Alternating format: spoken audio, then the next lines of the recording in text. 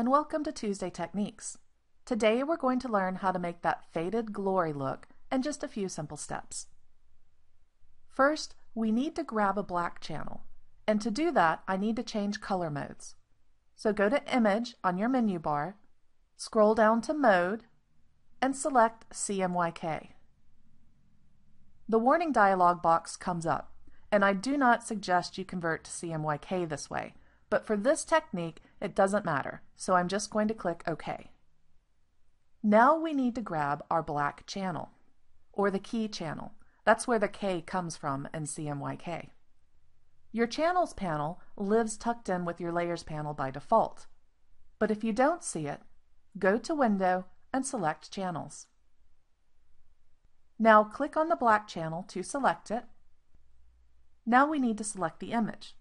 So press Ctrl-A or Command-A on the keyboard, and then Ctrl-C or Command-C. That copies it to the clipboard.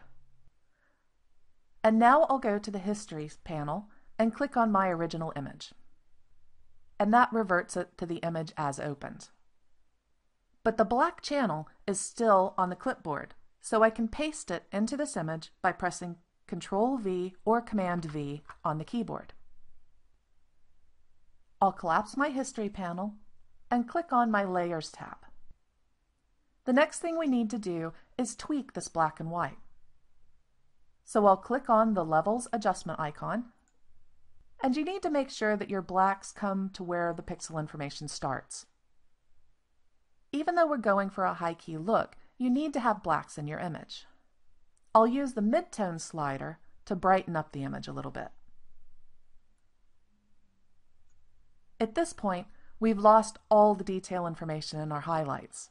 But that's not going to be a problem, because the next step is to go to your background layer and double-click it, and turn it into Layer 0 by simply pressing Enter or Return on your keyboard. Now we're going to click and drag Layer 0 to the top of the layer stack and decrease its opacity.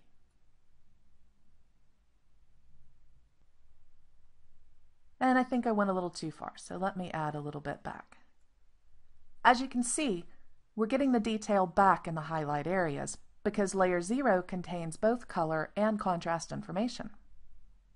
So I'll collapse the Properties panel so we can see, and in just those few steps, we have that faded glory look, and now you can tweak it and really make it your own. In this case, I want to bring a little more attention to those boots because she was really excited about those boots. So I'll duplicate Layer 0 by pressing Ctrl-J or Command-J on the keyboard. Go to Select on the menu bar and choose Color Range. As you can see, I tried this out first, so let me just click on the grass because I don't want you to think I'm pulling any tricks on you. I'll take the eyedropper now and click on her boots. Notice in the Color Range dialog box, I have Localized Color Clusters checked. That helps me isolate the color in the boots. If you look in the preview area, you can see there's some gray areas in the boots that are not selected. So I'll simply hold down my Shift key and click and drag on the boots with the eyedropper. And I think that did a good job selecting all the color now, so I'll just hit OK. By the marching ants here, we can see that I've missed a couple of areas, but it's not a big deal. I have the boots selected, so now I'm going to add a mask by clicking on the mask button. And because I had a selection, you can see that Photoshop has already built the mask for me.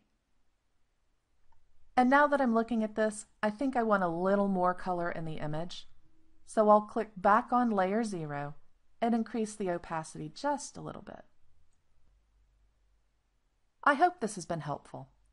Please join us next week for a brand new Tuesday Techniques. Happy Photoshopping!